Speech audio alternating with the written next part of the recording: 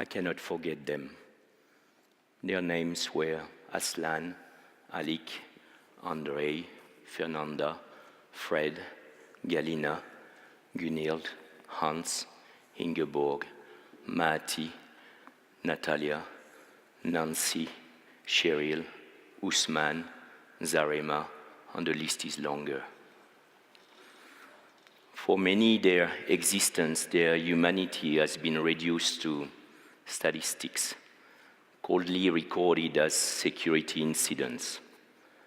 For me, they were colleagues belonging to that community of humanitarian aid workers that tried to bring a bit of comfort to the victims of the wars in Chechnya in the 90s. They were nurses, logisticians, shelter experts, paralegals, interpreters. And for this service, they were murdered, their family torn apart, and their story largely forgotten. No one was ever sentenced for these crimes. I cannot forget them. They live in me somehow. Their memories giving me meaning every day, but they are also haunting the dark street of my mind. As humanitarian aid workers, they made the choice to be at the side of the victim, to provide some assistance, some comfort, some protection. But when they needed protection themselves, it wasn't there. And you see the headlines of your newspaper these days with the war in Iraq or in Syria, aid worker abducted, hostage executed. But who were they? Why were they there? What motivated them? How did we become so indifferent to these crimes? This is why I'm here today with you. We need to find better ways to remember them. We also need to explain the key values to which they dedicated their life. We also need to demand for justice. When in 1996 I was sent by the United Nations High Commissioner for Refugees to the North Caucasus, I knew some of the risk. 5 colleagues had been killed. 3 had been seriously injured. 7 had already been taken hostage. So we were careful. We were using armored vehicles, decoy cars, changing patterns of traveling, changing homes, all sorts of security measures. Yet, on a cold winter night of January 1998, it was my turn. When I entered my flat in Vladikavkaz with a guard, we were surrounded by armed men. They took the guard, they put him on the floor, they beat him up in front of him, tied him, dragged him away. I was handcuffed, blindfolded, and forced to kneel with the silencer of a gun pressed against my neck. When it happens to you, there is no time for thinking, no time for praying. My brain went on automatic, rewinding quickly the life I just left behind. It took me long minutes to figure out that those masked men there were not there to kill me, but that someone, somewhere, had ordered my kidnapping. Then a process of dehumanization started that day. I was no more than just a commodity.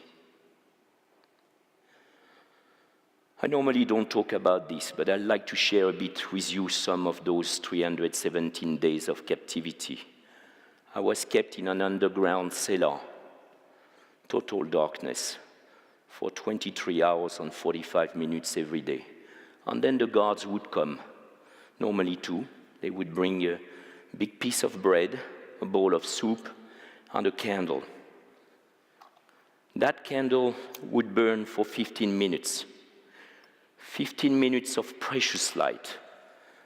And then they would take it away, and I returned to darkness. I was chained by a metal cable to my bed. I could do only 4 small steps. I always dreamt of the 5th one. I had no TV, no radio, no newspaper, no one to talk to. I had no towel, no soap, no toilet paper, just 2 metal buckets, open, one for water, one for waste. Can you imagine that mock execution can be a pastime for guards when they are sadistic or when they just bore or drunk? We are breaking my nerves very slowly. Isolation and darkness are particularly difficult to describe. How you describe nothing? There are no words for the depths of loneliness I reach in that very thin border between sanity and madness. In the darkness, sometime I played on imaginary games of checker. I would start with the black, play with the white, back to the black, trying to trick the other side. I don't play checkers anymore. I was tormented by the thoughts of my family, on my colleague, the guard, Edic. I didn't know what had happened to him. I was trying not to think. I tried to fill up my time by doing all sorts of physical exercise on the spot. I tried to pray. I tried all sorts of memorization game. But darkness also creates images and thoughts that are not normal. One part of your brain wants you to resist, to shout, to cry. And the other part of the brain orders you to shut up and just go through it. And it's a constant internal debate. There is no one to arbitrate. Once a guard came to me very aggressively and he told me, "Today you're gonna kneel and beg for your food." I wasn't in a good mood, so I insulted him. I insulted his mother. I insulted his ancestor. Consequence was moderate. He threw the food into my waist. The day after, he came back with the same demand. He got the same answer, which had the same consequence. 4 days later, the body was full of pain. I didn't know hunger hurts so much when you have so little. So, when the guards came down, I knelt. I begged for my food. Submission was the only way for me to make it to another candle. After my kidnapping, I was transferred from North Ossetia to Chechnya. 3 days of slow travel in the trunks of different cars. And upon arrival, I was interrogated for 11 days by a guy called Ruslan. The routine was always the same, a bit more light, 45 minutes. He would come down to the cellar, he would ask the guards to tie me on a chair, and he would turn on the music loud. And then he would yell questions. He would scream. He would beat me. I'll spare you the details. There are many questions I could not understand, and there are some questions I did not want to understand. The length of the interrogation was the duration of the tape. 15 songs, 45 minutes. I would always long for the last song. On one day, one night in that cellar, I don't know what it was, I heard a child crying above my head. A boy, maybe 2, 3 years old. Footsteps, confusion, people running. So when Ruslan came the day after, and before he put the first question to me, I asked him, "How is your son today? Is he feeling better?" Ruslan was taken by surprise. He was furious that the guards may have leaked some details about his private life. I kept talking about NGOs supplying medicines to local clinics that may help his son to get better. And we talk about education, we talk about families. He talked to me about his children. I talked to him about my daughters. And then he talked about guns, about cars, about women. And I had to talk about guns, about cars, and about women. And we talked until the last song on the tape. Ruslan was the most brutal man I ever met. He did not touch me anymore. He did not ask any other question. I was no longer just a commodity.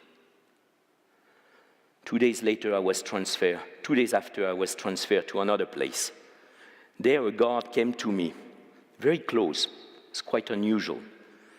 And he said with a very soft voice, he said, "I'd like to thank you for the assistance your organization provided my family when we were displaced in nearby Dagestan.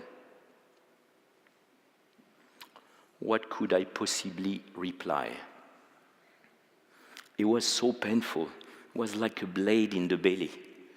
It took me weeks of internal thinking to try to reconcile the good reasons we had to assist that family and the soldier of fortune he became. He was young, he was shy, I never saw his face. He probably meant well. But in those 15 seconds, he made me question everything we did, all the sacrifices. He made me think also how they see us. Until then, I had assumed that they know why we are there and what we are doing. One cannot assume this. Well, explaining why we do this is not that easy, even to our closest relatives. We are not perfect. We are not superior. We are not the world's fire brigade. We are not superheroes. We don't stop wars. We know that humanitarian response are not substitute for political solution. Yet we do this because one life matters.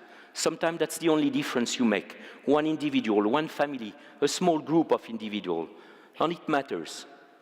When you have a tsunami, an earthquake, or a typhoon, you see teams of rescuers coming from all over the world, searching for survivors for weeks. Why? Nobody questioned this. Every life matters, or every life should matter. This is the same for us when we help refugees, people displaced within their country by conflict, or stateless person. I know many people, when they are confronted to overwhelming suffering, they feel powerless, and they stop there. It's a pity because there are so many ways people can help. We don't stop with that feeling. We try to do whatever we can to provide some assistance, some protection, some comfort. We have to. We can't do otherwise. It's what makes us feel, I don't know, simply human. After my release, that's a picture of me the day of my release. I can see on your face you don't like my look, but with all due respect, when I watch the TV these days, I find myself quite trendy on that one. Months after my release, I met the then French Prime Minister. The second thing he told me, he said, "You were totally irresponsible to go to the North Caucasus. You don't know how many problems you've created for us." It was a short meeting. I think helping people in danger is responsible. In that war that nobody seriously wanted to stop, and we have many of these today, bringing some assistance to people in need and a bit of protection was not just an act of humanity, it was making a real difference for the people. Why he could not understand this? We have a responsibility to try. You've heard about that concept, responsibility to protect. Outcomes may depend on various parameters. We may even fail, but there is worse than failing. It's not even trying when we can. Well, if you are made this way, if you sign up for this sort of job, your life is going to be full of joy and sadness. Because there are a lot of people we cannot help, a lot of people we cannot protect, a lot of people we did not save. I call them my ghost.